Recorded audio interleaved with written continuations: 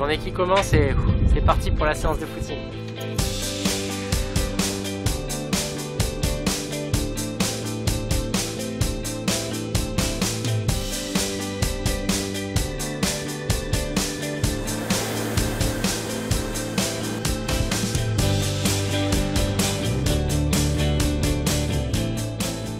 C'est des bateaux qui sont quand même très exigeants, donc ça nécessite d'être préparé physiquement. Mais pour moi, c'est un plaisir avant d'être une contrainte, la préparation physique.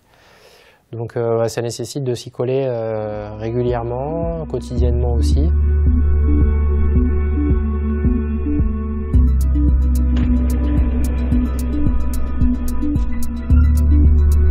Pour gérer le problème d'étanchéité à ce niveau-là, qu'est-ce qui a été fait ?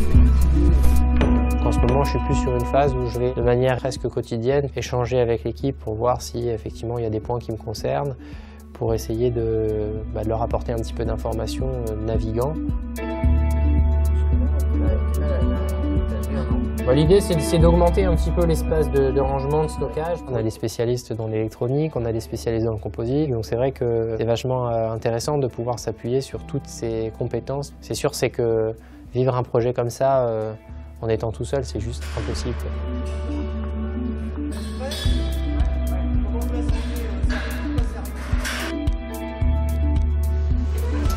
Avec du gruyère.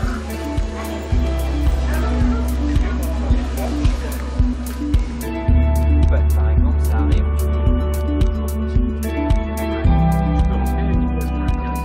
Dans l'après-midi, en général, en fonction des conditions, c'est une petite partie active sur l'eau, soit en kite à foil, soit en motte à foil, soit un petit peu les deux, en confrontation avec Nicolas, parce que Nico est là en ce moment, donc on va pouvoir se tirer la bourre un peu sur l'eau.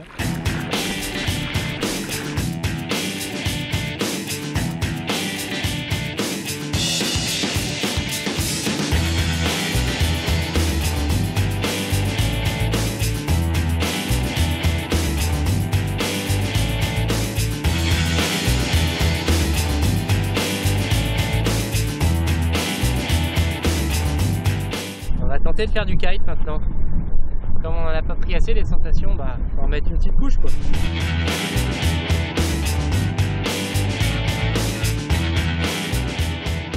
C'est certes du loisir, mais c'est aussi hyper intéressant de pouvoir s'ouvrir les yeux sur des supports qui sont très différents du 60e et qui peuvent apporter beaucoup. Il y a pas mal de choses qui sont transposables.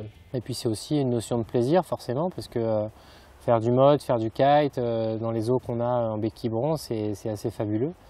Donc c'est allier l'utile à l'agréable.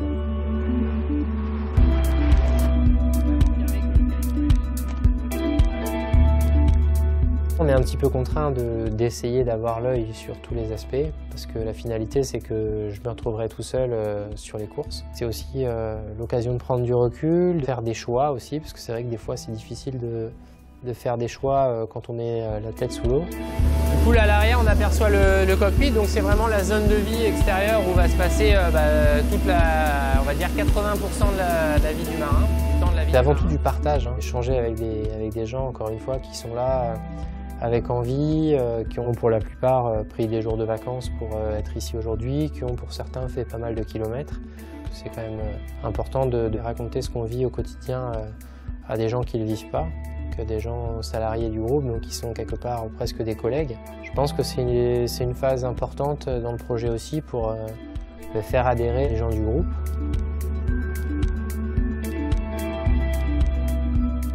Une journée bien remplie, en fin de journée on s'endort assez rapidement parce que mine de rien c'est actif, ça demande pas mal d'énergie pour pouvoir vivre tout ça, mais c'est constructif, très intéressant et ça sert le projet, donc ça va dans le bon sens.